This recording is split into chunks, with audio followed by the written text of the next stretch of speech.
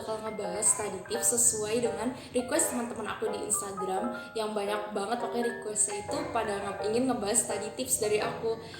Dan kali ini di video ini aku bakal ngomong bahasa Indonesia. Why? Because I'm an Indonesian. And kalau misalnya ingin ada bahasa Inggrisnya, aku bakal tulis subtitle bahasa Inggris di bawah. Oke, tanpa lama-lama lagi langsung kita ke study tipsnya. Study tips ini berdasarkan dari scientific sama my experience. Dan aku akan buat segeneral mungkin, gak detail-detail supaya cocok untuk semua orang dan gampang diaplikasinya dalam kehidupan sehari-hari. Jadi tips pertama itu adalah jadwal waktu belajar. Nah, saran aku nih yang paling terbaik itu adalah waktu belajar itu dari jam 4 pagi sampai jam 6 pagi. Kenapa? Karena waktu saat itu otak manusia itu kadar oksigennya sedang 100%. Ini aku research dari beberapa penelitian ilmiah, ini tuh emang udah terbukti dan membuat otak kita itu lebih mudah untuk mengingat sesuatu hal dan lebih mudah untuk menyerap ilmu yang kamu sedang pelajari. Kayaknya sih semenjak aku belajar dengan kayak pada pagi hari jam 4 pagi gitu untuk kayak kembali kayak mereview ulang pelajaran yang aku telah pelajari, itu kayak works banget sih di aku. Dan aku tuh kalau misalnya mau ulangan biasanya suka ngelakuin itu dan bener-bener itu tuh nempel banget di otak. Dan selain itu juga aku belajar lebih fokus kalau jam segitu. Lanjut ke tips kedua, yaitu adalah study smart not study hard. Apa bedanya sih study smart sama study hard? Jadi kalau misalnya beda study smart itu, kamu itu belajar dalam waktu yang singkat tapi efektif. Sedangkan kalau misalnya belajar yang study hard itu kamu belajar keras tapi belum tentu lebih efektifan yang 45 menit diselingi dengan istirahat 10 menit.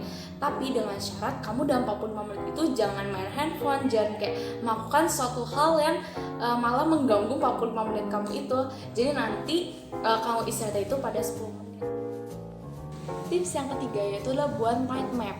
Nah, setelah kamu belajar nih study smart, lanjut deh kamu setelah udah mempelajari materi itu kamu buat mind map yang sebagai untuk mengingat kamu di masa depan. Maksudnya bukan masa depan yang jauh ya.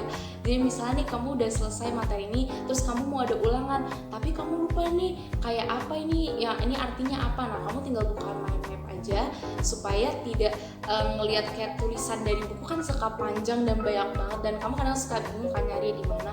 Nah, nggak perlu ribet lagi, kamu tinggal buat mind map saja sebelumnya. Nah, bagaimana sih cara buat mind map yang bagus? Nah, dari tips dari aku itu adalah jangan banyak warna. Terus yang kedua jangan kayak banyak banget tulisannya, dan yang ketiga itu jangan juga dikit juga tulisannya. Jadi kamu begitu kalau buat mind map itu harus yang singkat, padat, dan jelas. Nah, yang keempat yaitu adalah review ulang and periodically quiz yourself. Jadi maksudnya apa sih? Jadi setelah kamu mempelajari suatu materi nih, kamu udah paham nih, udah ngerti, tapi emang kamu udah 100% paham? Belum pasti kan? Nah, kamu review ulang lagi seperti bercerita terhadap dirimu sendiri. Misalnya nih kamu sedang mempelajari sejarah, kamu coba deh ceritain ke diri kamu sendiri dan kayak bertanya ke diri kamu sendiri, emang ini kronologi seperti apa, ini atau apa. Nah, itu tuh sebagai kayak untuk men-challenge dan berpikir kritis terhadap apa yang telah kita pelajari juga.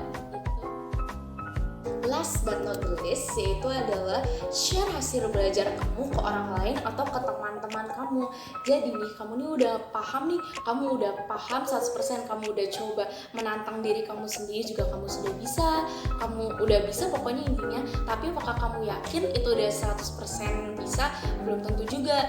Nah, jadi kamu share materi yang telah kamu pelajari atau ilmu yang kamu telah pelajari kepada teman-teman kamu, dan pasti nih teman kamu pasti ada yang nanya. Itu anggap aja sebagai latihan untuk kita atau kayak tantangan untuk kita juga. Terus akhirnya kalau misalnya kita bisa mantepin ilmu yang kita punya lagi. Tapi kalau misalnya kita nggak bisa, kita bisa kayak diskusi bareng lagi dan akhirnya kita dapat ilmu baru. Jadi diskusi sama teman-teman juga penting karena bisa menukar-nukar ilmu bersama teman, dan kita juga bisa kayak sharing ilmu yang kita punya ke teman. 5 tips itu sebagai kebiasaan kamu dalam belajar. Semua itu nggak bakal ada instan sih untuk kayak nilai akademis kamu tiba-tiba naik dalam 1 bulan, enggak. Tapi kamu jadikan kebiasaan ini agar menjadi bagian dari kehidupan kamu. manusia itu ketika mempunyai sebuah kebiasaan baru itu bakal melekat terhadap kayak bagian dari kehidupan kita itu dalam waktu 66 hari atau dalam 2 bulan. Jadi kamu lakukan ini dengan konsisten, maka akan ada peningkatan di nilai akademis kamu. Ini juga sesuai pengalaman aku sih, setelah aku melakukan 5 tips ini, nilai akademik aku ya lebih baik dibandingkan sebelumnya. Oke guys, gitu dulu videonya. Semoga suka dengan video ini. Jangan lupa like, comment, dan subscribe. Dan kalau misalnya ingin request suatu video, boleh komen di bawah.